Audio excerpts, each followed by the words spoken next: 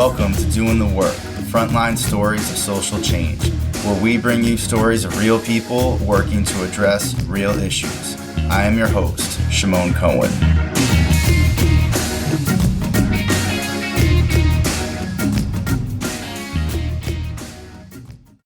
In this episode, I talk with Joyce McMillan and Victoria about the family policing system, also known as the child welfare system. Joyce is a parent, activist, and community organizer who is focused on systems abolition. She is the founder and executive director of JMac for Families and Parent Legislative Action Network. Victoria is a PhD candidate at UCLA Social Welfare, policy analyst, and here for the abolition of all carceral systems, organizing with Cops Off Campus Coalition, Let's Get Free LA Coalition, and Stop LAPD Spying Coalition. We talk about the need to abolish the family policing system. Joyce and Victoria explain why they called this system the family policing system, drawing parallels to how prison and carceral systems function. They talk about how much of family policing is an attack on families in poverty. The majority of neglect reports are actually for situations due to poverty and have nothing to do with someone's ability to parent. They talk about how the family policing system disproportionately harms Black, Brown, and Indigenous families, and how there is a history of racist social control in the creation of this system and its present-day operation, including predictive analytics and mandatory reporting. Joyce discusses how families do not know their rights, are not given warnings of their rights, and her work on Miranda rights for parents. Victoria talks about how the family policing system is part of the larger carceral system of surveillance and how families are caught up in this system. Both discuss how we could be supporting families rather than separating them. And yes, we talk about so-called colorblind removals. Joyce and Victoria share how they got into this work, with Joyce sharing how her children were removed and she fought to get them back, and Victoria sharing about her father being in kinship care and her work with youth involved in this system. I hope this conversation inspires you to action. Before we get into the interview, I want to let you all know about our episode sponsor, the University of Houston Graduate College of Social Work. First off, I want to thank them for sponsoring the podcast. UH has a phenomenal social work program that offers face-to-face master's and doctorate degrees, as well as an online and hybrid MSW. They offer one of the country's only political social work programs and an abolitionist-focused learning opportunity. Located in the heart of Houston, the program is guided by their bold vision to achieve social, racial, economic, and political justice, local to global. In the classroom and through research, they are committed to challenging systems and reimagining ways to achieve justice and liberation. In 2022, they will continue their ongoing series, Eyes on Abolition, that explores abolitionist practice and as a critical framework to bring about change, and invite you to join them in April when they host Becoming Abolitionist author Derica Purnell. Go to www.uh.edu/social work to learn more. And now, the interview. Hi, Joyce. Hi, Victoria. Thank you so much for coming on the podcast. I am so excited to have this really important conversation with both of you. So I just want to start out by asking you what you both do. Okay, so what I do, thank you for having me, Shimon. And this is Joyce speaking. And what I do is organize around the family policing system, working hard to abolish it. I do legislative work to decrease the interactions that families will have with them and to prevent CPS from coming into people's lives for reasons related to poverty that they frame as neglect.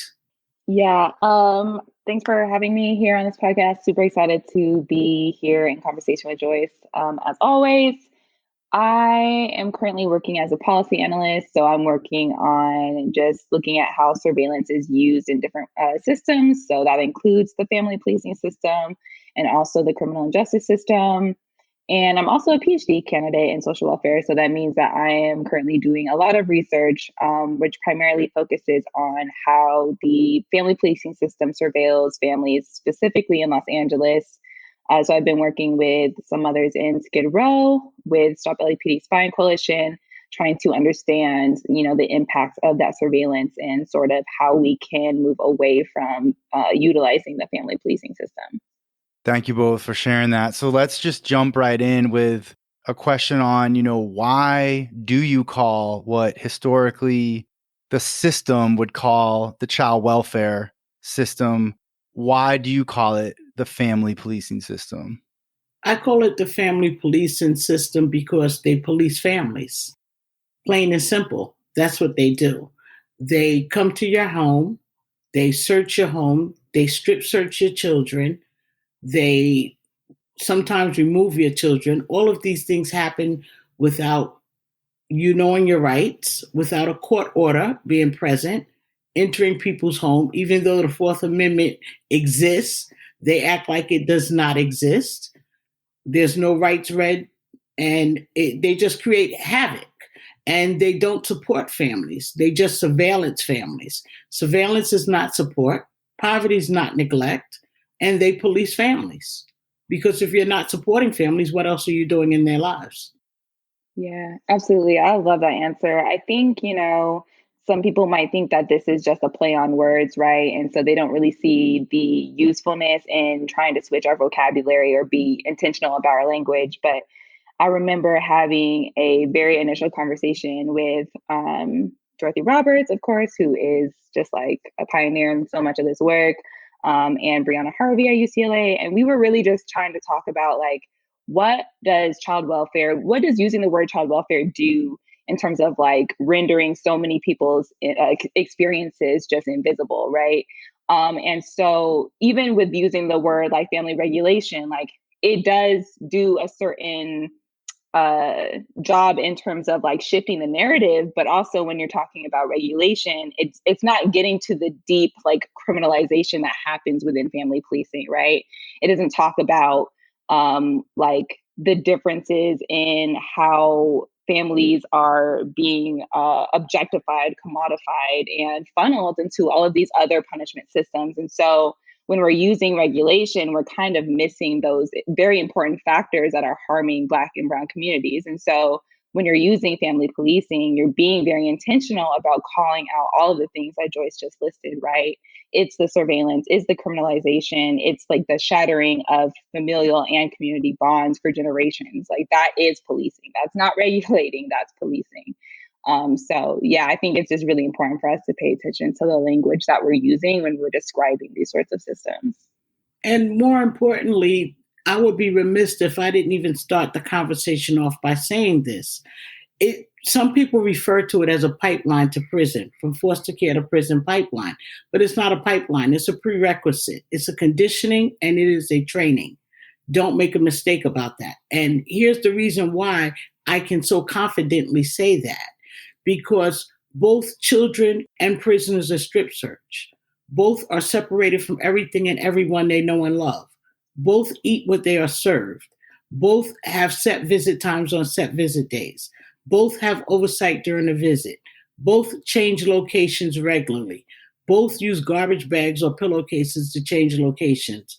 Both, if they're lucky enough to come back, right? And this is in lieu of time. I'm not going to go through the whole long list, but if they're lucky to go back to where they originated, they're paroled there. And they both systems utilize the same language.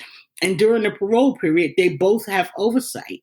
And they can both be separated from their loved ones for any minute reason that does not rise to the level of anything criminal.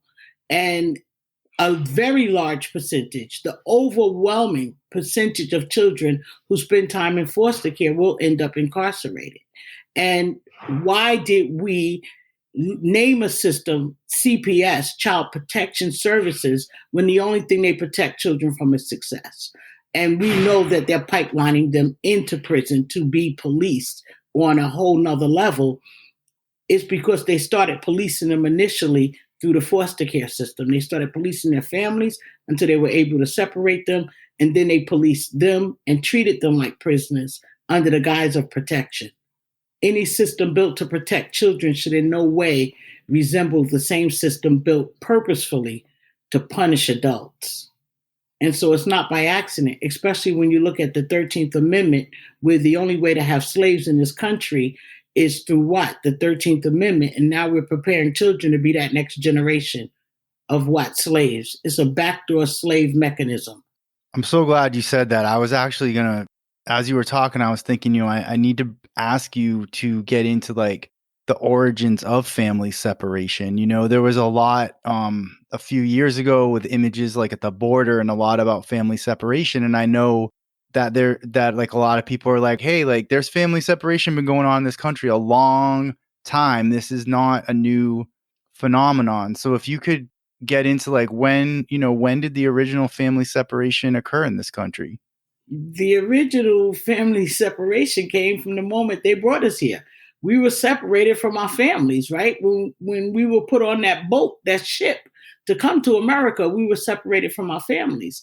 But then they also sold us on plantations, and they took note to our bodies when we were on that plantation.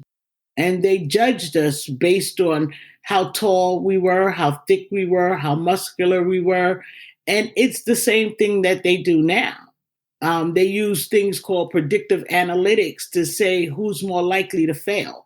They don't use these predictive analytics to say we're going to put safety mechanisms in place, no type of safeguards. They say if you're not reading on grade level by the third or fourth grade, they're building a prison for you, right? They're predicting that you will end up in prison because you won't have legal work to sustain yourself. But they don't in turn say, I'm going to build a after school program. I'm going to build something that provides support. There is no support. There is only surveillance. And they prepare for your incarceration. And that's why they will build a prison instead of an after school or a reading program. Yeah. Yeah, absolutely. I think that, when we think about family separation, there's so much I could say about this. Like, of course, like what Joyce just said, slavery, right? That was the main way that they separated our families. They didn't even deem us a family or worthy of having a family, right? So our ability to even have autonomous familial bonds just didn't exist. It was not thought of. It did not exist unless it was under the guise or like for the purpose of commodification, right? For producing capital. We were capital and we produced capital. So the only reason they would ever keep us together was to do those things. And so with that, you also have our arrival in the new Americas, like based on the erasure, like violent erasure of Indigenous families as well. So as you're seeing our families being separated, you're also seeing Indigenous families being violently separated, right? These are both acts of genocide with Black communities, Indigenous communities occurring. So like the system is literally predicated on the suffering of Black and Indigenous communities that date back to slavery, that date back to the colonialism and the discovery of this new America. And so in addition to all of those egregious things happening, you see like the origins of the actual like foster care and child welfare system as an institution also stemming from this need to save children and also to create these power hierarchies that we still see today. So when you're thinking about, orphan trains that were occurring, right, that is basically what set up our current system that we have now. That was a way to move poor children, separate poor children from their families and move them to a different segment of the country to produce labor. Like this is all the origins of our system are based on capitalism, based on racism, anti-Blackness, and Indigenous genocide. So for us to think that the foundations of the system is anything different than that is really just awful and is what has been taught to us in these different systems, right? We don't learn this history. And that's part of the reason the child welfare system, and I say child welfare system because that's what we're taught in these programs, social work programs. That's the reason it's been able to get away with so many of its tactics because people don't know this history and they're not connecting the dots.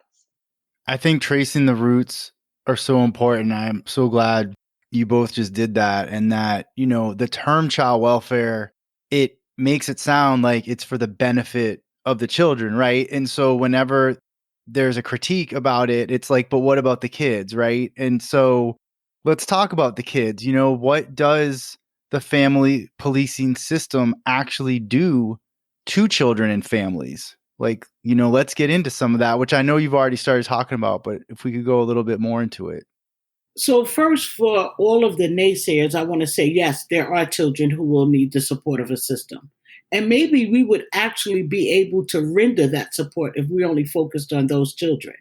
But the fact of the matter is, roughly 85% of children who are separated from their families are separated for reasons related to poverty, lack, that's framed to be neglect. If we focused on children who were being abused, because when you hear system folk talk about the family policing system and they find these soft names like child welfare system and child protection system, and then they say abuse and neglect, that thread right there makes it sound like it's a system that cares about the welfare of the child and they're there to protect the welfare of that child.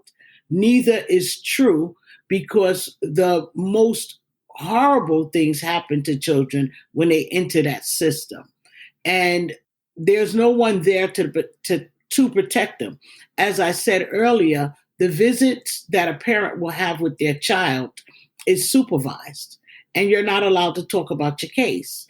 And if a child starts telling their parent what's happening to them, then something else happens, and they're afraid to then tell you what's happening. And when they tell people within the system, they don't believe them. It's not that they don't really believe them. They say they don't believe them so that they can ignore it. But we take children away from their homes to put them in places where they're being abused, and we take them for little, simple, small, nothing reasons. And no matter what the child says or don't say, they believe them. But when they get into the system and say these things are happening, suddenly that child is a liar. And so children are raped, beaten, emotionally abused, mentally abused. Some children go without food, without clothing, all types of stuff happen. They drop out of school, they fail out of school, no one's checking their homework, and parents are being alienated during this whole process. And as far as the visits, people say, well, they do get to see their kids. Let me explain. Most visits happen once a week for 2 hours. And if you do the math on that, that only equates to 4 days out of the year. How can you bond or maintain a bond with your child, seeing them 4 days out of the year and reminding you that's where we start? Things happen, so the visits are not consistent as they should be. That's such a good point. I just have to stop there really quick. That's such a good point, because if you talk to people just on visitation alone, like number one, visitation is often, in my case, with people I have worked with and who I've spoken to in grad school, because I worked with youth who were involved in the child welfare and juvenile justice systems prior to going to grad school, and so that's where I got my first sort of experiences. But just going to court with youth was awful. It was a horrible experience. The courts are violent. They don't care about children. They don't care about children at all, or their families. So I would just say that. But even visitation alone, it gets dangled in front of parents' face for good behavior, right? So just literally mirroring the criminal legal system. Like, if you are not involving in risky behaviors, or if I trust that you're safe and I believe that you're doing well in these classes that we're forcing you to take, then you can see your child. Or they'll just put a bunch of barriers up. Like, I spoke with a bunch of mothers in Los Angeles, and I don't know if listeners will know about Los Angeles, but I had a mother who literally had to drive or had to find a way from Riverside to Compton to see their child once a week. How, that is on a good day, a 2-hour drive on a good day. And it's just if people don't even have the means to get from point A to B in their own city, how are they supposed to make a 2-hour drive just to see their child? And the only reason this mother was in Riverside was because DCFS was not helping her secure housing locally. So it's just even just visitation alone, it's we can't even get to the point where we have frequent visitation, right? So that's only the tip of the iceberg about how the system literally just incites violence on families. For me, we have to really deconstruct what child protection means in the system. When we're talking about child protection, we have to question what are we protecting children from? Is it Anti-Blackness? No. Is there racism? No. Classism? No. Homophobia? No. It's literally none of these things. We're protecting children from their parents. That's what the child welfare system does, family policing system does. It protects children from their parents or caregivers who are presumably causing harm to them. So like in that itself is harmful. Like it will never not be harmful because that's literally the goal of the system is to protect the children from their parents or their caregivers based on these discretionary standards that they have set based on CAPTA, which is a federal regulation that is passed down to the states and the counties. So one, that's a way that they incite harm. Two, all of the things Joyce said. And, you know, because of the policing and criminalization, the controlling of families' narratives, the controlling of their visitation rights, the controlling of their ability to just move and live freely in the society, you end up with generations of harm. So you have families who literally cannot exit out of the system because the system literally is predicated on these historical, like their historical presence in the system. So if you're looking at these predictive risk assessment tools, or these decision-making like processes within child welfare, all of it's based on like if the child and their family have been in the system before. So how are you going to exit the system? Like there's no way to exit the system because we don't have mechanisms of protecting families from one, their data being collected in the first place, two, it being used against them in the future, and three, like protecting them from being under the system's eye in the first place. So it's really just like this cycle of terror that families are caught up in for generations. My dad was in the system, so if I ever run into the system, that's immediately going to be a red flag because that is adding to the risk score that people have thought is a viable solution to protecting children in the system. So it harms families in so many ways. And it's really hard to track down at this point because they've just extended into so many other systems. So we're talking about schools, we're talking about medical systems and the criminal legal system. They have their arms in every one of these systems. So it's really hard to just be like, oh, we could just reform our way out of this. Like it's not going to work. It's not going to work. You can't reform your way out of it. It's like a very thin gold chain. You ever have a little thin gold chain and you throw it in a drawer or somewhere and it gets tangled up and you just cannot untangle it? Whereas if you take a bike chain that's big, thick, and heavy, you could leave it for 5 years and you come back and it's not tangled. Well, the system is that little skinny chain that's completely tangled that you can't unravel it. Therefore, it must be abolished. When she mentioned CAPTA, CAPTA is the federal legislation that houses the mandated reporting idea. So families are under surveillance at all times. And there is no one that a family can reasonably go to and expect to get help without the fear of being reported.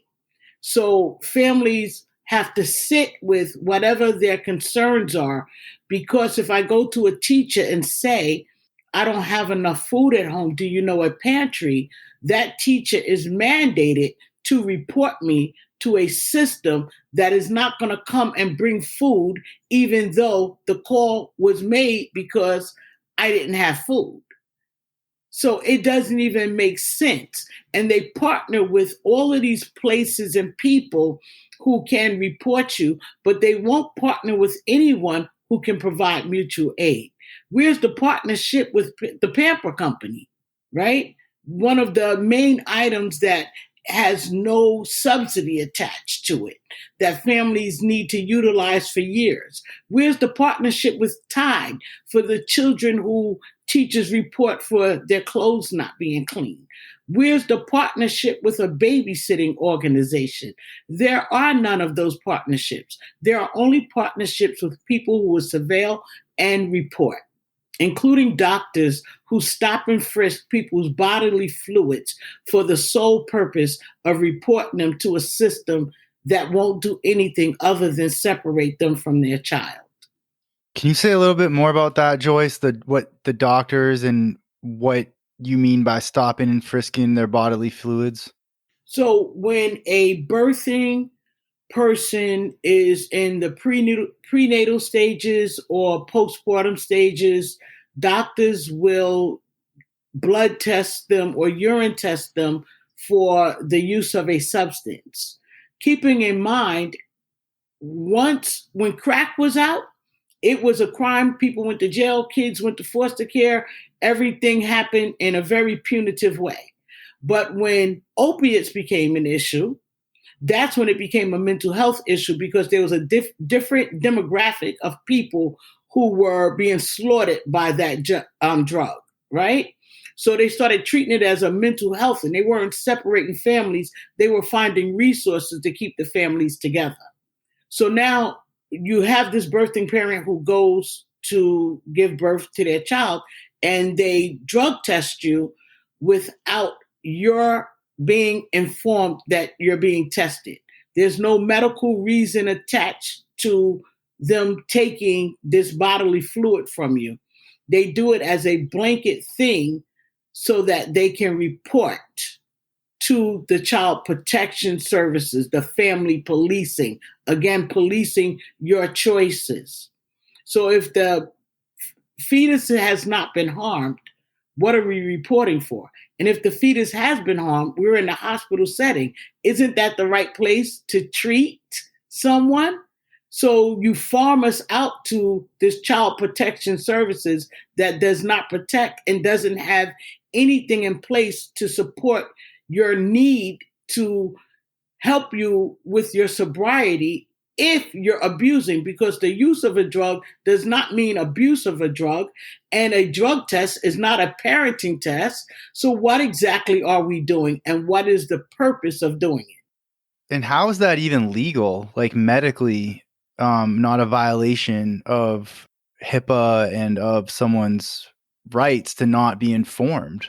Hey, I say the same thing. So we have a piece of legislation here in New York, informed consent, where doctors would have to have a medical reason to take your bodily fluids to test for a substance, and would need a medical reason to take it. And they would have to inform you first that they are taking this test and why it's necessary to do it.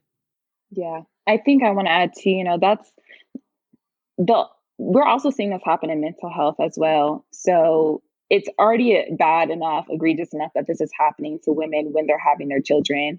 It's also happening in LA County. I was interviewing caseworkers within the system there, within DCFS, and they were telling me, I was asking them about consent processes, right? For when people are collecting data, sharing their data, et cetera.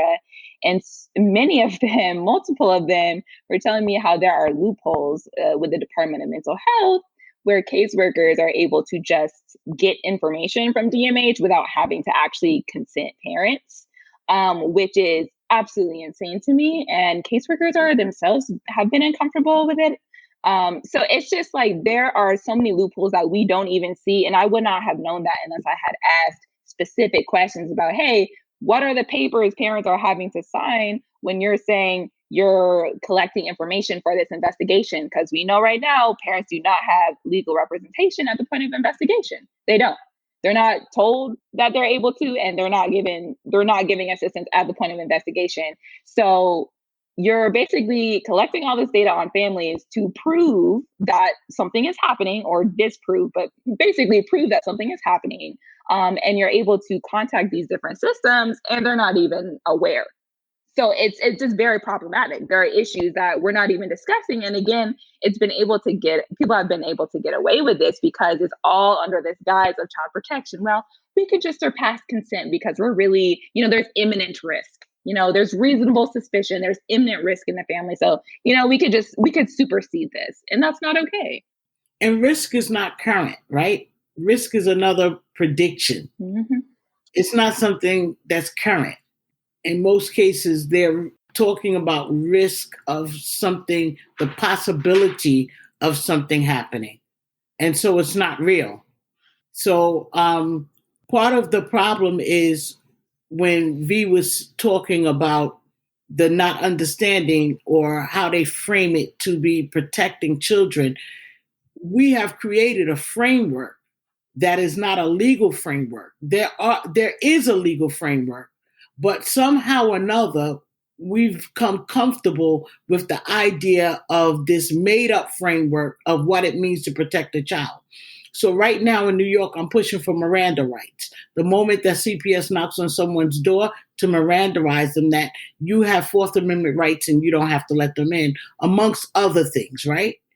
And they're pushing back saying, oh no, if we tell people their rights, then children are going to be at risk because families are not going to let us in. But guess what? I understand you feel that way, but the Fourth Amendment supersedes any other legislation. Any other legislation throughout these 50 states should be built within the framework of the Constitution. The Fourth Amendment is a part of the Constitution. So how have they been getting away with coming into people's homes without court orders, without search warrants, searching people's homes and removing their most precious gift, their child? Sometimes to never be reunited, because part of the problem is they're not even assessing those families, they're investigating, which is why then it spills out to the schools. Hey, what do you know about this family? Have you ever seen that child dirty? Have you ever seen their hair untidy? Did they ever eat 2 meals? Do you think there's an indication that there wasn't food at home? Checking medicine cabinets. They're not doctors. They have no doctoral background in anything related to medicine, but making decisions on whether or not you're capable of caring for your child based on what they may have found in your medicine cabinet. It's an illegal system. It shouldn't even exist. And if it's going to exist, it should exist in a very small way, because again, at least 85% of children who are there for reasons related to neglect cases. If we want to have a system, it needs to focus on that very small portion of children who may be experiencing some harm at home. But that is a very small percentage. And they cast the net wide because people don't even know what they're supposed to be reporting on. They're completely confused about what to report. So they report everything. Yeah, I wanted to get into a couple of things that you mentioned with that. And, when you're talking about the 85% and then, the cases that are, maybe like imminent physical abuse, torture, like, the severe cases, it reminds me of the system of mass incarceration for the smaller percentage of like homicides or something like that, for example, or really violent crime. But yet we have 2 million people or more caught up in that system. So 2 things I wanted to really get into also is when you talk about, children and like, they're like the love of our lives, right? Like, I mean, I'm a parent, I have 2 daughters, and I'm thinking if someone tries to take my kids away, they're going to have to probably lock me up to take my kids away.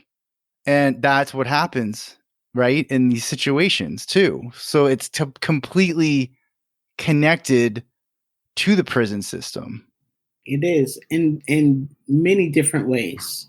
Yeah. I mean, you have literally mandatory reporting, the law literally reprimands people for not reporting. So like teachers, caseworkers, if they don't report, they face fines or they face possible incarceration. So there is absolutely no question that the entire system is based on the exact same logics as the criminal justice system. It's very hard for me to understand why people are not seeing those connections when it's like, if you don't report as a social worker, you could go to jail or you could face a fine. Not just that, families who are impacted, simply investigated. The New York Times wrote an article a couple of years ago, I think it was like 2019, 2020, where they said that approximately 50,000 people went on the New York State Central Registry each year. Mm-hmm. Now, the New York State Central Registry is a registry much like the sex offender registry. So being investigated, the case manager is the decision maker as to whether or not you go on the registry. 3/4 of the people who go on a registry each year in New York never have a day in court. They are never appointed an attorney. They're just investigated for 60, 80 days. And the case manager makes a decision, Yeah, it was something suspicious about that guy. It was something suspicious about that girl. And they go on the registry. Being on the registry is deep when we start talking about the parallels to the criminal justice system, because it has a very close similarity to having a felony conviction, as it can block you from employment and other resources. But in addition to that, it is the one of the foundations, a part of the foundation of creating recidivism. Me, as an example, my children are in childbearing ages. They're adults, they're young adults. And if I were a grandmother, I'm not, and they needed me to be a resource. Before the bill changed in New York, where we changed the SCR under the Parent Legislative Action Network that I'm the founder of, I would stay on the registry until my youngest child turned the age of 28. My youngest child is 22. That would leave my grandchildren in a position of going into foster care if my children would need me to be a resource. And then they would say, see, generationally, they're bad. Her children were in foster care. Now her grandchildren are in foster care. They're just bad. Like, they're incorrigible. We can't help them. There's nothing we can do with them but care for them ourselves. We have to protect them. When you created the scenario, because I was more than capable of taking care of my own children, they should have never went in the system. And I'm damn sure even more capable today of taking care of grands if I had them. So this is another thing they use. And many people have never heard of the state central registry, and every state has one. I know in Seattle, Washington, it's a lifetime. I know a parent in Seattle who got arrested for domestic violence, went to prison over the weekend, left the child with her mom, never even knew her mom was on the registry in Seattle, and her rights ended up getting terminated to her children because they took her children because they said she was neglectful by leaving them with someone who was on the registry. Wow. Yep. Exactly. See this happening nationwide. And this is exactly how when we talk about violence, it's just not a one-off in the system. It literally, generationally, I cannot underscore that, and that generationally breaks people's bonds. It literally attempts to control Black mobilities in the future. And it does it. It does it successfully. And that's the problem. It has to go, man. It just has to go. Something else that is totally contradictory to how the system portrays itself using terms like child welfare and child protection is, any of us who have studied child development, any just basic child development, we all know that attachment is one of the absolute most important foundational aspects of like sense of self, bonding, long-term healthy development outcomes, all of that. So you've got a kid someone who's a mandatory reporter determines for whatever reason that there's neglect going on. The state goes in and separates this child from their parents and causes more trauma, puts them in a group home or in foster care, and then that family gets money, but the money could have gone to the family, the child's family, and the trauma isn't there. The attachment doesn't get broken. So what are we doing? Exactly. Yeah. And it's social work. The funny thing is, social workers are aware of this. We absolutely know that a child is best suited with their families. We know that. That is something that it's honestly not even my discussion at this point. It's all just something you learn in school. Thing is, we keep getting to the system because we're so scared, right? We're scared of liability. We're scared that, because the system society is been tricked. We do, right? And as, largely Black and Indigenous and communities of color. But I will say that, it's been so normalized in our communities to rely on this system that now we've put so much societal responsibility on the child welfare system to be, this overseer of protection, that now people are so scared to envision something without it. They're so scared. They know that families should be together. They know children do well with their parents. And yet we use this fear of liability, this fear of litigation, this fear of failure, to rationalize and justify the use of the system. And so part of that is like, we have to halt those false narratives and those fear of liability and just be very real with ourselves and say, yeah, it's not working. And guess what? We can also dream up something different because it's not working. We know it's not working. All the social workers I've talked to know it's not working. But the second you say abolish the system, they get terrified. They're terrified. They don't know what to do. So I think that's where we're at right now. I'm not even sure if we're at the point where we have to convince people that children are bad families because they know it. They're at this point not acting on it. They don't know what to do. They're sort of scared of acting on it. I will say that's been my experience so far. No, I agree. And that's why when you talk about narrowing the front door to prevent children from going into foster care, they start talking about how about those children who need foster care. Mm-hmm. And that's such a small percentage.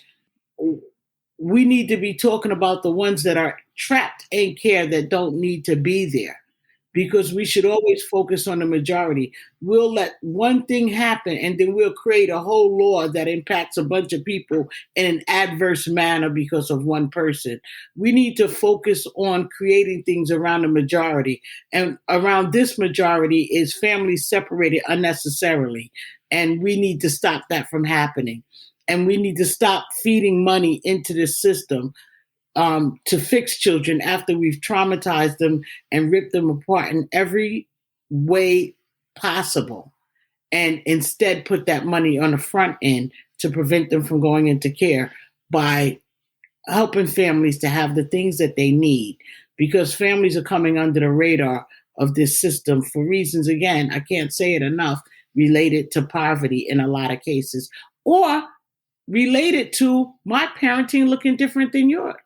Guess what? I'm not saying you should curse at your children. I'm not saying I encourage that, but there are parents who do.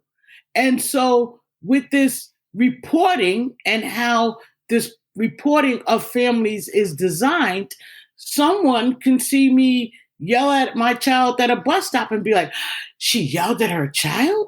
She shouldn't have yelled at her child. That's abusive, right? It's interpretation. And Black people already have very little agency. So now that same person makes a report about me. And next thing you know, CPS is knocking on my door about an anonymous reporter. And so we got to stop how and why people report. We have to understand that people sometimes parent different. We don't have to always agree. I had an a lady of Indian descent a few years ago when I first started doing this work, had her children removed because she was sleeping. The children were sleeping on what they call pallets. She had quilts in the floor. But that's how they slept. It wasn't because she was poor. Her and her husband worked. It was because that's how they slept. That was their culture. So there's cultural differences and other things. And we just need to allow people, the same way we separate church and state, we need to separate state and family. Families are not state business. You know, when Victoria was talking about all social workers know that children should be with their families, right? And like that's what's healthiest. I mean, I'm just going to bring something up about that because that kind of jumped out at me. You know, maybe in a book, it says something like that about, you know, again, like healthy child development.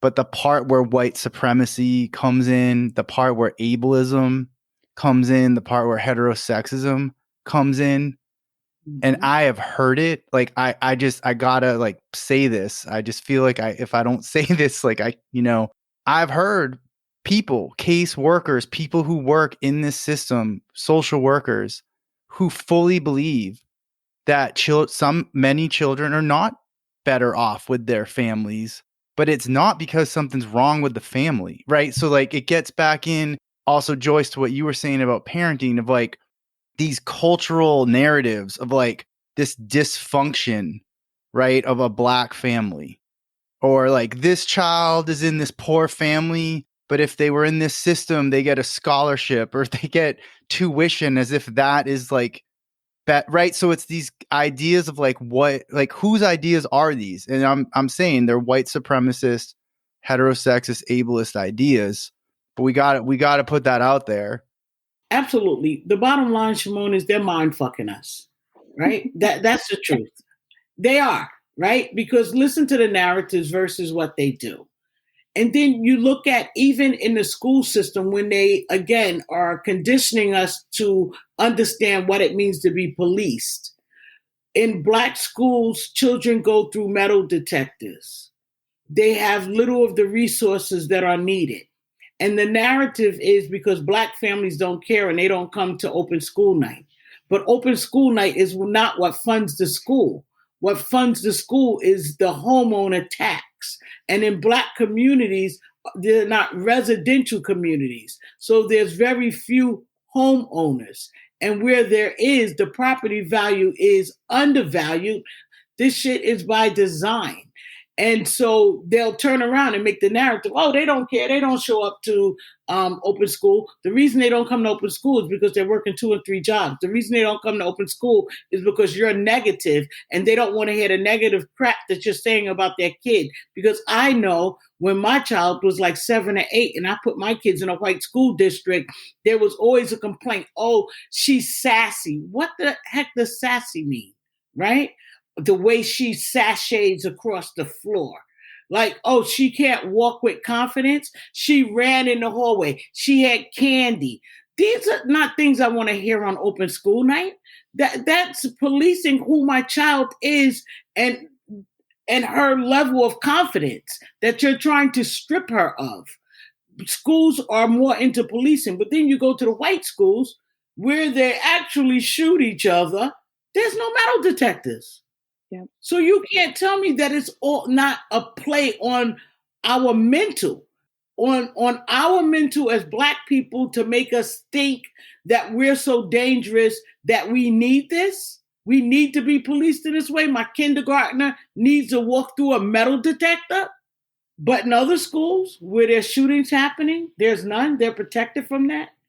Yeah, I think the layers of all of this is so important, and that's why like this one system can't just be discussed like right in like this isolated way. You know, I've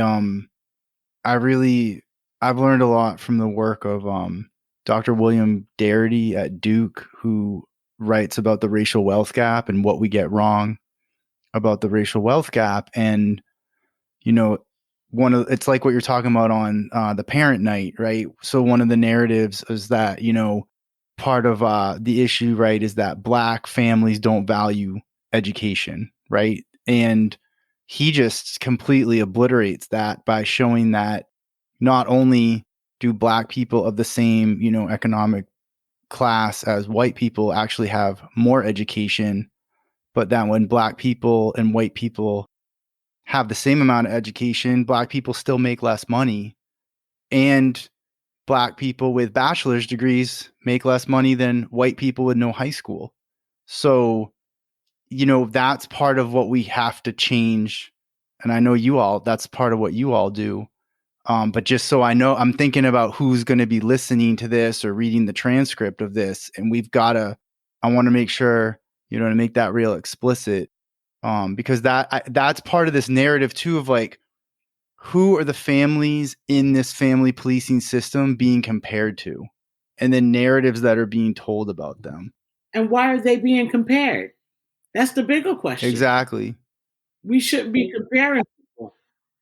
Yeah, to a point you were making earlier, you know, when I'm saying that all social workers are taught that children belong with their families. Yeah, I'm gonna bring it up. We're gonna talk about it. Because yes, no, I do. I absolutely 1,000% agree with you. We're taught in social work education that children are supposed to be with their families because of, you know, attachment, healthy development, etc. However, underscore, there's always that but, right? There's always a however, but excluding these certain communities. So of course, that always falls on Black and Brown communities. So I absolutely 1,000% agree with you.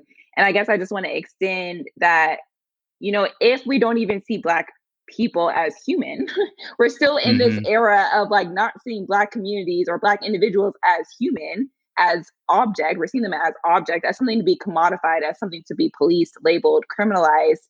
Then we will never reach a point where we're even in the conversation about keeping children and families together. And there will always be that but. There will always be an excuse. There will always be an excuse to separate our families, keep our families surveilled, etc. And so, yeah, I think when we're talking about, this fear that people have, it's not just fear. And I guess, yeah, the point is like, there's so much fear around societal pressure, right? But that societal pressure is only for certain communities. It's mostly for Black communities. It's mostly for Black poor communities, like Joyce was saying. It's for it's for communities who have to rely on certain social systems. They're forced to rely on certain social systems because of the disinvestment and the destruction of our communities. They literally set out to make it so that that's the only system we can rely on and that we should rely on. So I guess I just wanted to emphasize that, yes, I absolutely think that we are taught in school that families should be together. We read it in our books. It's in our textbooks. It's in our lectures. However, there's always that exception. It's always that but, and it's because it comes out of this dehumanization of Black communities and this need to regulate them and this fear that we have created around Black communities and how they parent. 100%. Yeah, thanks for bringing it back. I want to hit on a few more things, before we wrap up. Colorblind removals. Can we talk about what's wrong with that? Because that is going to come up. That's being talked about in child welfare classes and social work. It's being like, hey, look, there's this thing, colorblind removals, and it removes racism. It's happening. This is happening, so we need to have this out there to debunk it. I don't believe in it because I think with colorblind removals, they remove all identifying information, right? Supposedly. But the only people's houses they're going to are Black and brown. So how did you, because you didn't share the zip code prior to going to the person's house when you were discussing the case. So all that means is maybe you don't make the decision right then and there. Sometimes you make the decision before you get to the person's house. So the only thing we're doing is delaying the decision-making process. Because once you come to my house and you see who I am, that's only a half hour later after the discussion. The same effects go back into play. So I call it BS. I just call it another layer of minutia. But when we talk about, Victoria was saying the buts and the howevers, slavery was abolished except but for when it applies to the 13th Amendment, right? So now we leave that door open. Then we create CAPTA, where we have people surveilling people to send them into the foster care system. You're being surveillanced at school. You're being surveillanced in your housing complex. You're being surveillanced in a shelter. All of these different places. Even if you go to a therapist, you can't get real help because you can't share honestly. Anyone will tell you in order to get help when you're seeing a therapist, you have to be able to tell the full truth and be engaged. And for things that don't rise to the level of imminent risk, you got therapists reporting. And so it's pipelining. They leave a clear line open through everything. And that's why you cannot tell me this system is accidentally this way. This system is this way because of capitalism, because poverty creates a funding stream for others. It is this way because Black people were never meant to be successful in this country. It is this way because we were never meant to be free in this country, which is why we went from incarceration to mass incarceration, because there is free labor in that. And none of this is by accident, and we just need to blow the whole shit up. And I'm here for it. Yeah, I guess we're going to talk about it today, I guess. Yeah, I just think that we need to really think about what we're investing our energy in, right? We have to question what does progress look like for us? And if we're talking about, doing radical change and, thinking about what it looks like to actually be about eliminating anti-Blackness or eliminating racism and, all these ramifications of capitalism, is a colorblind removal doing that work? Or is it reifying just the structure, like the structural, horrible awful things that are already and still going on in the system, right? So if you're having colorblind removals, does that reduce the power of caseworkers structurally? Not really. Is it getting at the ramifications of anti-Blackness and racial capitalism in society? Not really. Do caseworkers still have the power to remove children at the end of the day? Is it part of their, most used tools in the system? Yeah, it's still a tool. So, it's these questions we have to ask ourselves, like, what are we getting behind? And also, a lot of these changes, they come with funding and they come with money and they come with, more resources into the system to see if it's working and to pilot it in these different counties. So are we putting more money into the system to exist as is? Like, this is the question I have about these sort of reforms that are being proposed. And, the thing with these sorts of suggestions or, these sorts of changes, like, I'm not going to co-sign it. And I'll say okay, try what you want, but don't say that it's abolitionist in any way. Don't say that it's aligning with, trying to tackle anti-Blackness, because it's not getting at the anti-Blackness that's rampant in the system. Because like Joyce said, there's so many other pipelines of decision-making in the process. And it's like, oh, well, we're trying to reduce harm. I'm not actually sure that it's reducing the harm down the pipeline. So you're still having families that are being removed. You still, at the end of the day, it's not necessarily about, is there bias in decision-making? There is bias in decision-making. There will always be bias in decision-making because we're human. No matter what, if you use predictive analytics to get rid of human bias, there's still bias because the data you're using. So the point is, and the question we have to ask is, why are we giving caseworkers and social workers the power to make this decision in the first place? That is the main question that I will continue to bring up in every conversation I have. The point is, should caseworkers even be having the power to make this decision, generally speaking? And colorblind removals doesn't answer that question. And I guess it does answer the question, and it says, yes, it just needs to be better. But that's not necessarily stopping the harm that's being caused. It's not getting at the root of the problem, in my opinion, in my humble opinion. But it's getting to the root of the purpose. The purpose, again, is policing, right? And so when you think about when policing was first started, it was for when slaves ran away, they caught the slaves. So when you think about how this system has been set up with mandated reporters and how families got to live in secret, they got to keep their problems close to their chest. The parent can't go to school and trust the teacher to say, we're short on food. Where's a pantry? You can't go to your therapist and say, I got into a big, loud argument with my spouse, my boyfriend, my lover, my whomever it is, for fear that they may report. Were the children home when you got into an argument? And you may be reported. So it's like they make us hide so that they can, again, come and find us. Right? Just like they did with the slaves. They had to come and find them. They seek us out. They have people surveilling us to try to get a little inkling of a lead that something may be imperfect in our home. It's the foundation of the problem of policing and what that means to Black bodies. Yeah. I don't want us to get caught in this, making the system nicer about removals. Because that's where we're headed. We're trying to make it a more competent removal. We're trying to be more culturally aware with the removal. And that's just like, at the end of the day, you're still using the same exact tools. So you're basically just saying you're trying to make punishment better. That doesn't make sense. It doesn't make sense to me. A culturally competent removal.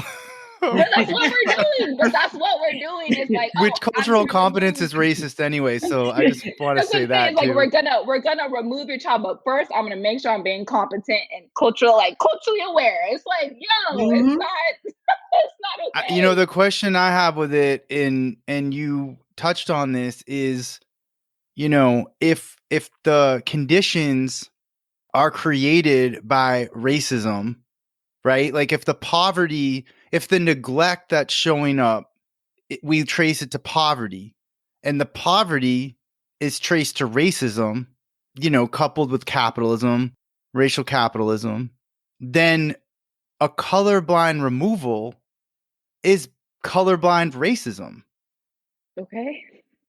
Mm-hmm. Look at CAPTA. So CAPTA, it required mandatory reporting. And it also set the definitions for abuse and neglect, right? That states and counties have discretion over sort of figuring out what that looks like in practice. Those definitions are based on fundamental ideals about what's considered neglectful and abuse. And the neglect is the worst part because it's really criminalizing poverty. So like if we're not even changing the fundamental definitions that drive the work that we're doing, what is a color blind removal doing within that structure? You're not changing the fundamental structure of what the system has. The system is a law enforcement agency, so it's going to follow the law. If you're not changing the actual law, then you're not actually changing what caseworkers are able to do within their job. So it's like, we're going to go in circles with these reforms. And it kind of drives me crazy because it's like, we're just going in circles and we're wasting energy and also resources that could just go back into community. So it's just puzzling. We got to dismantle it. I'm telling you, it's like the chain. You won't untangle it because it was designed to be convoluted and impossible to untangle. Because even if we stop schools from reporting, you still got everyone else, right? Even if you stopped knowing who the person was and you did it blindly, you still come out with the same result. It's like with this informed consent legislation I'm pushing, Health and Hospitals Corporation said, okay, like we surrender. We get it. We're not going to drug test mothers anymore. And people are like, whoa, like, wow, you guys are really putting pressure on them. You won already. I'm like, won what? They're still going to test the babies. Isn't testing the babies going to net the same result? That's what reform is. And that's why I'm not here for reform. I'm here to dismantle it and figure out what goes in its place. And it won't be anything in my head as I think about what goes in place. It won't be connected to government. It will be something for the people, by the people, in the community. And while it's hard to, and could take decades to redistribute the monies, there are foundations that pour millions of dollars into these CPS systems across the states. The pressure needs to be applied to the foundations first and foremost, because that's easy money to transition. Casey Foundation, one of the biggest offenders, the most money. I think that's FedEx money, UPS money, or something like that. That's big money, right? And they have all these different cases. They got like 8 different cases. And they're all giving money to systems. And the only thing that does is strengthen the system. It doesn't change. So we got to stop funding it. And it may take us a long time to get the government to switch their funding or stop their funding or decrease their funding. But when we talk about defunding the police, we need to defund CPS for all the same reasons. Because there's only a small portion of kids that need to be cared for, and your budget should fit the script to care for those children, and you should properly care for them, and it should be a small enough amount where you can actually manage it. And right now, this system, you can't manage it. It's wild and out of control. Joyce, when you just said, it should be by the people, for the people, I mean, isn't that what Indigenous and African, Black communities have always done to care for children? It's been communal. It's been by the people, for the people, until white Europeans came along and broke it all up. Like they do with everything. And still doing it. I mean, if you look at the history of the system, we at some point were like that too. They were like, oh, we're not going to help y'all. Y'all are not included in these orphanages. You're not included in these systems that we have, these structures, so you can figure it out yourself. And guess what we did? We figured it out ourselves because we know how to do that. We've had to do that. That's literally the only way we've been able to survive in this country, is to be self-sufficient. The problem is we keep coming over here and we're trying to mind our business, and we're being criminalized and funneled into these systems for profit, for surplus. Mm-hmm. That's literally what's happening, right? It's like there's a stake now. There's an economic stake in our suffering. I mean, there always has been, but it's ridiculous at this point, right? And they're better at masking it. But we were at one point forced to deal with these things by ourselves, trying to handle maltreatment. That does happen, and it occurs in every family, right? Like in the lineage, people's family lineages, abuse happens at some point.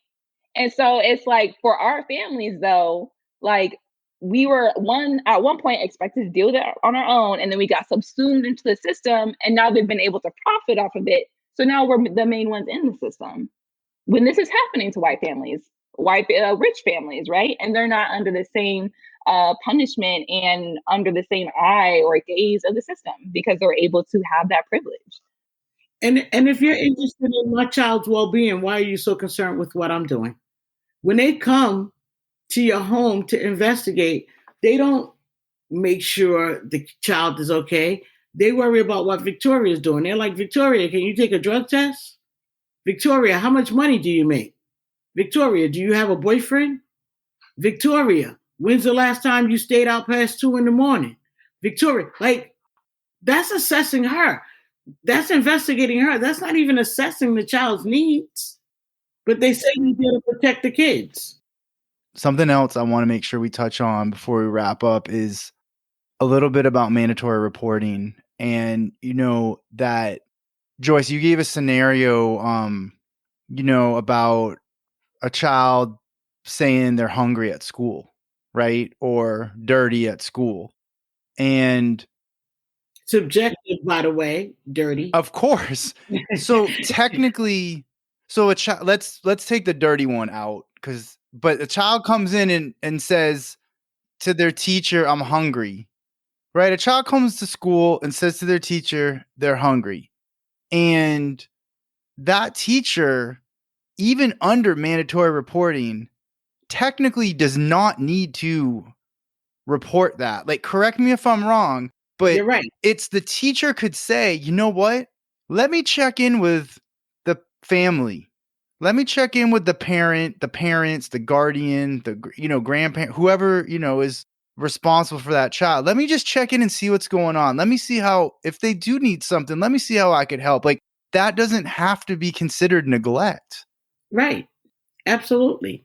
Yeah. Because it's reasonable suspicion, right? But the thing is, the reporting laws are vague, right? The training is very vague. So people don't know what to report and what not to report. And teachers get afraid, and other professionals, oh, my license may get taken. I can be charged with a misdemeanor. So it's cover your own ass, better safe than sorry, and better you than me. 100%. I was trained that you make the report and you let the hotline screener make the determination. That is the specific training I was given at multiple jobs by the hotline people as well, and in school. Right. So it was not just reinforced. It was not just one time. Like, this is like 4, 5, 6, 7, 8 reinforcements of that. And then it's like, take the decision off of you and put it in the hands of the people that do this every day. Right. Which is actually ironic, because the person who knows the family probably better in those situations is me. Right. Right. Joyce, you've mentioned your own situation with ACS, and I'm wondering, if you're open to it, like if you would go into more detail about that. Absolutely. I got into this work because of what happened to me. At first, I thought I was like the only person in the world that this was happening to. Not that extreme, but literally, I didn't know anyone else who had ever been investigated or separated from their children due to what they call child welfare family policing. And when they came into my life, I acted accordingly to my lack of knowledge, which is one of the reasons I'm pushing for Miranda rights right now in New York State, so that people will know their rights the moment ACS, CPS, whatever they refer to themselves as, the moment they knock on the door. I didn't know my rights, and I thought that they were probably a reasonable agency from what I had heard of them. And I cooperated. And in that cooperation, they asked me for a urinalysis. I gave it to them, and then they whisked my kids away. And that sent me into a quick depression, and there went everything. My life just completely unraveled. I lost my job, my apartment, my car, my credit score, friends, family. They completely destroyed my life. And so sometimes I say they messed with the wrong person. And then at other times I say they absolutely messed with the right person, because now here I stand today challenging and making change. Yeah, that is really powerful. And I thank you for sharing that. I imagine you probably share about it in this work, but it can't be easy talking about it. Yeah. For me, it's not difficult to talk about it because I realize today the onus, it's not on me, Hmm. right? If they come in to protect, then that's what they should do. And that's not what they did. What I saw was pure destruction. How old were your children at the time? My baby at the time was a newborn. This happened in 1999. And that's how destructive that they were. That 7 years ago, I decided to leave my employment. I was working for the state of New York and to just figure out how to do this work. And I've been here ever since. Mm. My baby was a newborn. She was about 3 months old.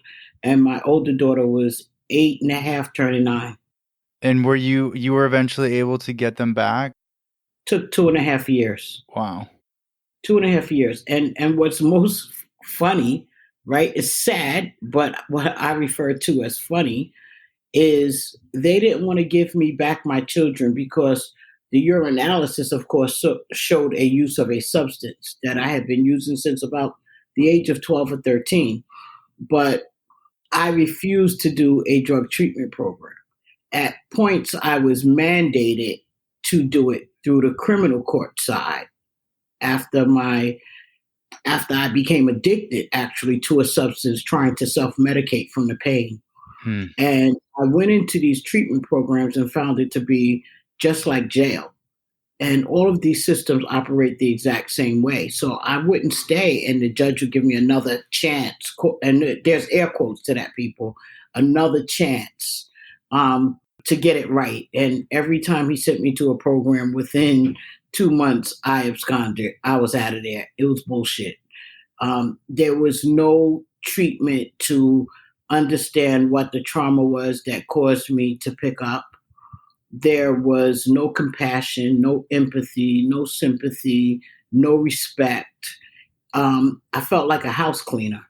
You had a lot of chores to keep the place clean, a lot of groups where people yelled at one another and called each other out for the things that they believed they had done wrong. And this is going to send you back to using, I'm going to live today. It was just a bunch of mind conditioning and control. It was a horrible circumstance, and I wasn't there for it. So I tell that story to say, ultimately, I decided I'm not going to another treatment program. Like, do whatever it is you want to do. That's not for me, not going. So the judge decided to have me report and do urinalysis weekly, monthly, and they were clean.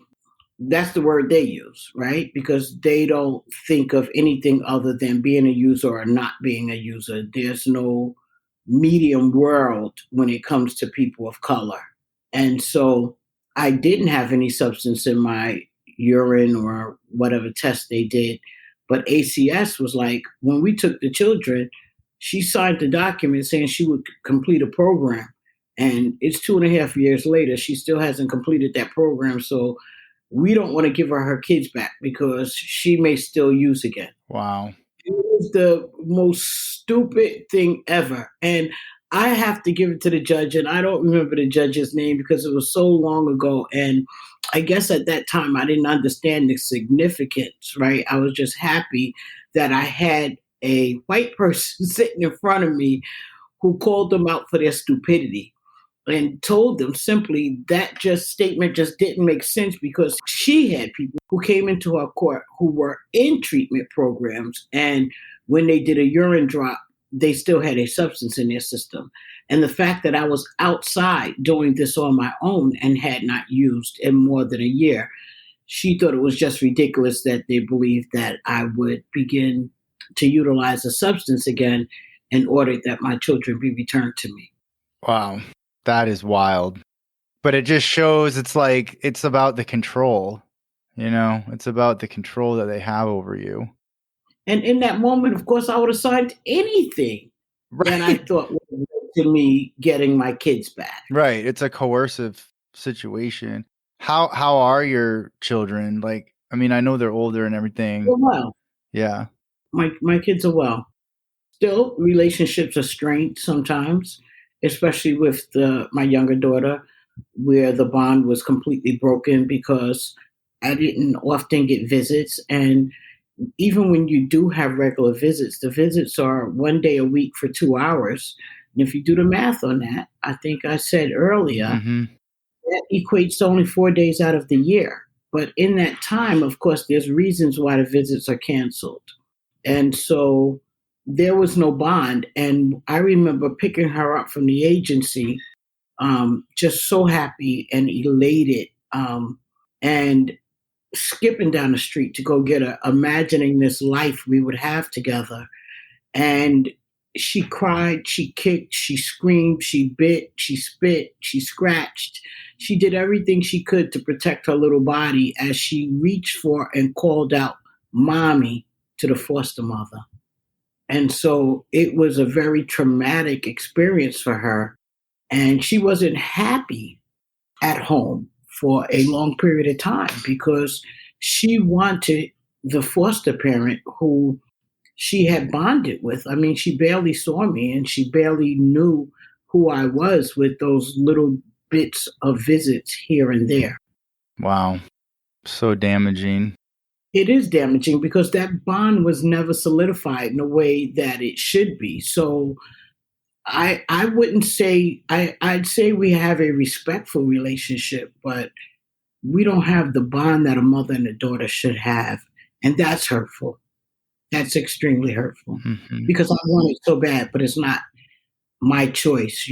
I think from that time, she was very independent because she didn't want me to do anything for her. She didn't want me, and it wasn't personal. It was what they did to her and how they conditioned her and where she had laid her roots.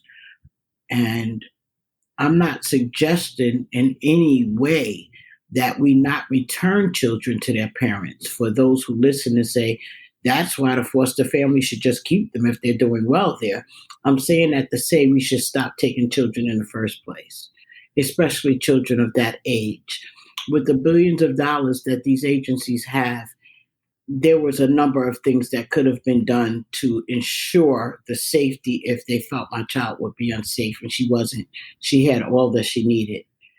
And it was never a situation where she would be endangered by my use. I mean, I had functioned throughout life from the age of 12 or 13, utilizing the same substance. And people ask me sometimes, why do I refer to it as a substance and not what the drug of choice was? And I say, because that's not what's important, because they treat all drugs the same. And the fact is, a drug test is not a parenting test. It doesn't speak to my character. It doesn't speak to my knowledge. It doesn't speak to anything that would matter as to or speak to my ability to parent. Yeah, and the damage that was done by the way they handled it, it didn't need to be that way. It just didn't need to be that way. And you've dedicated your life now to making sure it's not that way for other families, which is just incredible. Yeah, listen, I'm gonna flip them on their fucking head. I'm gonna rip their heads off. I mean it. Not a joke. For real, for real. Because they lie. They lie a lot. They're just like the police, and that's why we call them family police. You wanna align yourself with social workers, but you investigate, you don't assess. Right. You wanna align yourself with social work, but you don't help, you cause harm. And there's a lot of social workers who cause harm too, because they have that same mentality. Because of the agencies in which they work, and that's how they frame the work that they do, punitive. Yeah, the training is very damaging. Absolutely. Absolutely. Thank you, Joyce, for, sharing such a personal story of yours. I think it's important for people to hear about it, that like you're a real person. These are real people. Like this is like affecting, like not just affecting, like really hurting, really harming. And again, it doesn't have to be this way. Exactly, because I have a friend of mine who her and her seven siblings grew up in foster care. And two of her siblings are deceased now. Two or three are incarcerated, like probably never coming home. And it's just a horrific situation. And she readily admits her parents did not have the full ability to properly care for them. But what happened, she said, after they left the home was completely different. She said her parents were extreme drug users, and oftentimes the building took care of them, the building where they lived. They gave them hand-me-down clothes. Like the building really took care of them, and they said they felt safe at home because their parents never hurt them. Their parents would just kind of lock up in their bedroom and do whatever it was they were doing, their drugs. But neighbors gave them food. They either invited them over or brought plates over for the children. And when CPS found out, they removed them and they separated all of them. They didn't see each other for years. One of her brothers was raped repeatedly in several different homes. Another sister was beaten badly, and she still wears the scars today in a congregate group setting. And they just all went through horrific experiences. And she said they were so much better at home, even though her parents were doing the wrong thing. And that's what's really important to share. It's not always that the parents are doing what's right. It's the fact that they don't make it better. Right. Yeah. Thanks again for sharing all of that. Victoria, do you want to talk, a little more about how you got into this work? So I got involved with the work around the family policing system for two different reasons. And so one was, experiencing from my own family, involvement in the family policing system. And so my father was in the system, and he had a little bit of a different experience because he grew up in kinship care. And I guess, his story is part of the reason why there's an argument for even when DCFS does what they think is right in terms of keeping families together, they're still not doing enough. And so when he was growing up in kinship care, the system didn't give them barely any money to survive. So he was staying with his aunt and his elderly grandmother, and they were struggling very hard. He was sleeping in the living room. He had really bad asthma, so he was sleeping next to like the stove that used coal. So he would have asthma attacks like every single night and like almost every morning as well. And so he said he felt like he was dying every single day. They were living in he's very grateful to have grown up with his family and to be, around his aunt and things like that. But they struggled a lot to take care of him. And the system, they like to, when they do things right, they like to brag that they do things right? And we're keeping families together, but they don't ever give them enough money to take care of the children. So it's like, even when you say you're doing the things, to keep families together, you're not even giving them enough money to survive or to take care of any of the children they're taking. And so he was also split up from his 5 siblings. And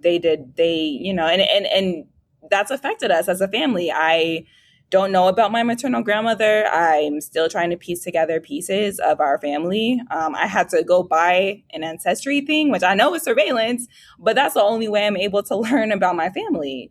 So I think, part of the horrible part about, the system is that it breaks bonds generationally. And we don't have those family photos with everyone together. We don't have those stories where we're able to talk about, what did our grandmother teach us and things like that. As a Black woman, thinking about having my own kids, I don't have like a maternal grandmother to ask, oh, how was it, trying to raise kids as a Black woman? Because my mother is Asian. So it's very hard. It's very difficult. And these are things that you can't replace. And these are wounds that my dad still carries around. And, he when I was showing him pictures, or I'll show him the death certificate of, his grandparents or his mother, he gets teary-eyed because those are pieces of the puzzle he's never been able to put together. And when he talks about, he had to go into the military when he was young, it's because they didn't have, there was nothing for him. They grew up poor and there was nothing for him at home. So it was just, that's my way of saying, even when the system says it's doing stuff to help, by keeping families together, they don't even give them enough resources for them to even, provide for children. So that's one piece of why I was trying to, do work around the system. But the other piece is when I was finishing up my undergrad degree, I started working with youth in my specific neighborhood in North Las Vegas, who are around the same, a little bit younger than me, but around the same age as me. And they were involved in the juvenile injustice system, as well as child welfare. So I was helping them try to get off of probation so that they would be able to see their kids, they'd be reunited with their children, because a lot of them were in the child welfare system, but also had kids themselves. So I was trying to get them off of probation so that they would be able to be reunified with their children and just be able to be 18 and not be under the system anymore. And so that was the most frustrating job I've ever had. The courtroom is one of the most violent spaces I've ever been in. Judges don't care. You would be lucky if you get a judge who cares. Judges don't care about these children. I've seen caseworkers or social workers lie on their on children all the time. And I was an advocate, quote unquote advocate. So I was with these youth every step of the way. I was completing their community service with them. I was taking them to their classes, because if you are 5 minutes late to a parenting class, they'll kick you out and say you have to restart the whole program. And you have to go to wherever these programs are. So for one of my youth, it was 45 minutes out of the way. There is no way they would have made it on the bus after school. There's no way. So I was getting all these youth who were just stuck in the system because of stupid rules like that. But then at the time the court date comes, the social worker's like, oh, they're not trying hard enough. Oh, they finished their community service, but she still got attitude. Oh, we're not able to find housing, so it means she stays in the system. And they were coming up with all of these, excuse my language, but all these bullshit excuses as to why the youth would still need to stay in the system.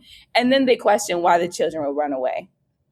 Why would anyone want to stay 6 more months because you're saying they're not trying hard enough, or you're saying that there's no housing available, so they have to stay in the system. That's the only way we can keep eyes on them. It's just ridiculous. I had a group home, people in charge of the group homes who would say that the youth I was working with had addictive behaviors because they like to eat the same food every day. I had them taking nail polish away because it was contraband. It's just ridiculous. Wow. I had, if a youth, they're doing their whole day of school. Then after school, they have to go to drug classes and parenting classes. And then they have to go home and follow whatever rules the group home person has, wake up at 5 a.m. the next morning to catch the bus to go back to school, all so that they could see their child on Saturday, proving that they had good behavior throughout the week so that they could see their child on Saturday. That is absolutely ridiculous. And they really dangle visitation over over people's heads. It's like an incentive and not an actual right for a mother to see their child. It was one of the worst experiences I've had to endure. I can't even imagine what it felt like to be, 17 and having to deal with all of this, 16, because that's how young the youth were. It was just absolutely ridiculous. And there was not one time where I had a probation officer or a social worker help in any way. It was always, and it was never my word that the judge would take. It was always the caseworker's word that they would take. So if the caseworker is writing in their notes that the child is skipping school, or they're not trying hard enough, or grandma's non-responsive, that is what the judge listens to. And that's how much power caseworkers have. And I don't know if they notice that, but that's literally how much power they have in the courtroom for a judge to be like, oh, your caseworker is saying you're not reliable, you got an attitude, then I know you haven't changed, and that's a wrap. And it's really hard to see. It's really, really hard to see. It was very difficult to see people in my own neighborhood, my own peers going through it. So I was really interested in how caseworkers or social workers were making their decisions. And that's the reason I got my social work degree. I didn't have intentions on working for the system or within the system. I saw how messed up it could be. I was really interested in how they were being trained and what they were being trained on. And I was like, what better way to do it than to like go and get a social work degree? And it basically confirmed like all of my suspicions. But yeah, I was really just appalled by what I was seeing in the courts. So that's basically how I got involved in the system. Thank you for sharing all that. And you know, these experiences, right? Like they shape us, and you know, for you to take that and keep doing the work, right, so to speak, is so important, because some people would just be like, you know, like, I just can't do this, you know, I just like, and Joyce too, right? Like some people would just be like, I'm defeated, you know, like I got my kids back, but like I just gotta get on with my life, because like when you go up against them, that's like a risk too, to like go up against these systems. You know, it puts you in a very vulnerable position. So I just appreciate you two so much, you know, and our time together talking about all of this and abolishing this system. You know, I want to encourage people to check out your website, and I'm going to put it in the show notes, because there's some, I mean, in addition to the excellent work you're doing around Miranda rights and all your campaigns and organizing, there's also some really important material about mandatory supporting and shifting this from mandatory reporting to mandatory supporting. And I think that those of us who are mandated reporters need to really think about what decision making we have given what the law says, and really break down the law, which is done in those materials, you know. And I know it's geared to New York, but people from wherever can look up their laws and look at, you know, is it, because if it says suspected abuse and the child is hungry, how is that abuse? How can you really say, as a mandated reporter, even, that you're suspecting abuse? Like, come on, you know, like, help that kid get a meal, check in with the family, figure out what's going on if you're connected with them, you know, and or otherwise, you know, do not make this worse. Do not make this worse. We're supposed to do no harm, right? We're supposed to do no harm. We're supposed to be about social justice and challenging oppression. The social work folks, especially. That's in our code. That's in the newly revised code of ethics. We actually have to be against oppression. Yeah, don't get me started on the code of ethics. That's a whole other conversation. We should have NASW on this call. That's a whole other conversation. But I will say, I did want to bring up a point before we wrap up too. Like when you were talking about mandatory reporting and, you know, calling the hotline and then being like, all right, well, due diligence, you know, fear of litigation or fear of liability over, I did what I need to do. And I think we have to really, really, really get into that narrative, because what we're seeing right now, at least in LA County, is the child protection hotline is being automated. And someone who works for the system, an administrator for the system, has said themselves that they are already, this was about 2 years ago, using over, like, I believe 18 computer systems on the hotline alone. And they were looking into learning how to, you know, use some machine learning, so just some like algorithms on these in the hotline to determine or flag high risk words. So when those words are said, it would just immediately flag it as high risk, right? So that is the situation in which you're calling into. So you're not even necessarily that whole filtering out, oh, we'll just leave it to the hotline. That is extremely harmful. It's extremely harmful logic, and it's extremely harmful justifications, because a lot of these systems are being automated now. So what you say, what you write in your case notes, etc., those are all going to be used against families. So I would really just caution people when they're thinking about these situations, what are alternative ways to deal with the situation at hand? Are you jumping to assumptions? Is there a way you could talk to the child and get more information? There are just so many things. Are you able to coordinate with a school? If you know someone's not getting fed at home, can you coordinate with a school to maybe get some free lunches in the classroom or some free, resources to hand out to kids? There are other ways. We have to really be creative, and we do not have to rely on this system. I really want us to sort of get away from that logic, because it's been taught to so many of us in these programs, right? Immediately, I remember this caseworker came in to train us in our program, and she slapped her wrist. This white lady slapped her wrist with 3 fingers, and she was like, "You see, I'm turning red. That's abuse." I was like, "Oh my goodness! Like, this is so crazy. This is really what they're teaching us, though. This is what they're teaching us in these programs. It's really bad, but people are very fearful, right, of child death, and and being responsible for another child dying, because you see on the Netflix specials, Charles Gabriel Fernandez, the worst cases always get the media attention. So in response to that, they go hard on, teaching us that we have to report every single thing. And so I'm really just trying to disrupt that narrative and give us some other ways of thinking about how to address these issues that do happen, but to address them without relying on a punishment system.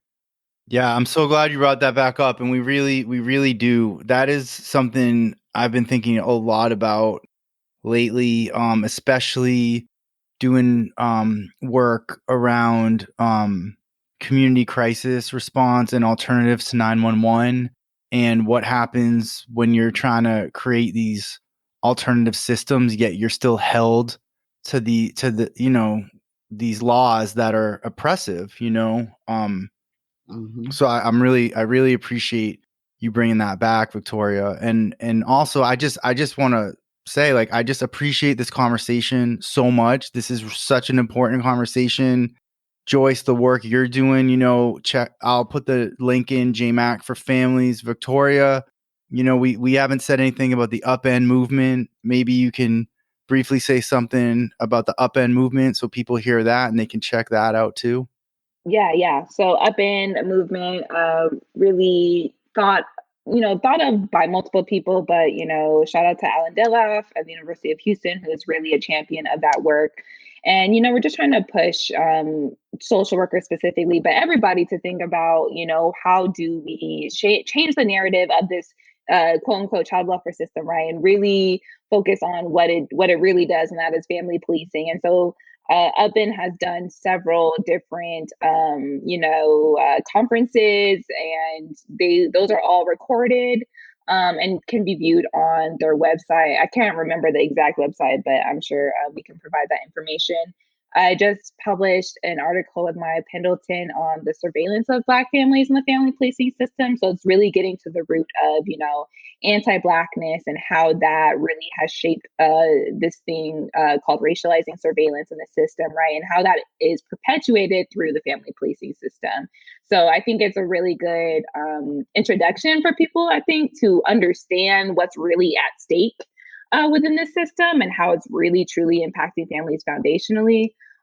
So I would check out Upend, and then also plugging the Stop LAPD Spying Coalition, who put out a report, I think about a year ago, on abolishing the family policing system. And we are working on another report right now that'll be coming out soon, really centering families in Skid Row. So just keeping a lookout for that as well.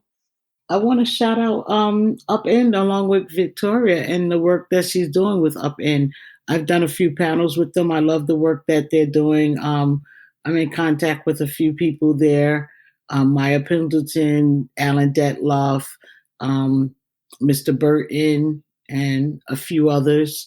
And I just think they're doing amazing work. And I think one of the things that we have to do as grassroots organizers or organizers in general is we have to come out of the silos, and we have to stretch ourselves and work together. And even though they're in Texas and I'm in New York, we have conversations, we've written papers together, and we've done panels together. And a shout out to my mentor, Dorothy Roberts, for the work that she was doing long before this work was popular, and just to the shoulders of the people that I stand on.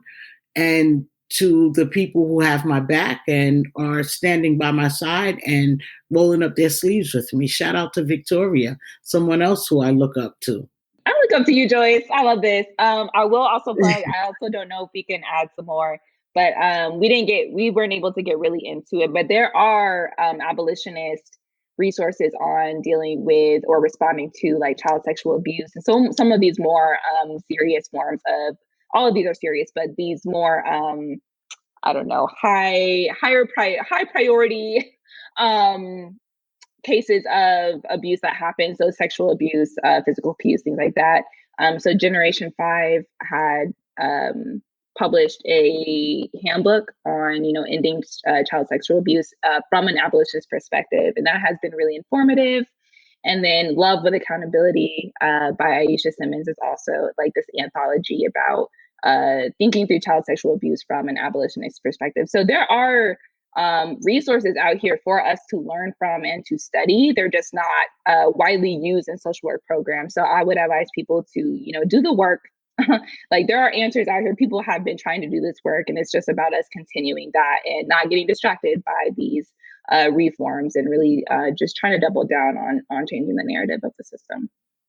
Yeah, thank you for saying all that. And I'll follow up with you and get links to those materials so we can get them linked to the episode on the website so people can have access to that. And Joyce and Victoria, I just again want to thank you both for coming on here. And most of all, thank you for doing the work in the community. Thank you for having us. Yes, thank you. Thank you for listening to Doing the Work, Frontline Stories of Social Change. I hope you enjoyed the podcast. Please follow on Twitter and leave positive reviews on iTunes. If you're interested in being a guest or know someone who's doing great work, please get in touch. And thank you for doing real work to make this world a better place.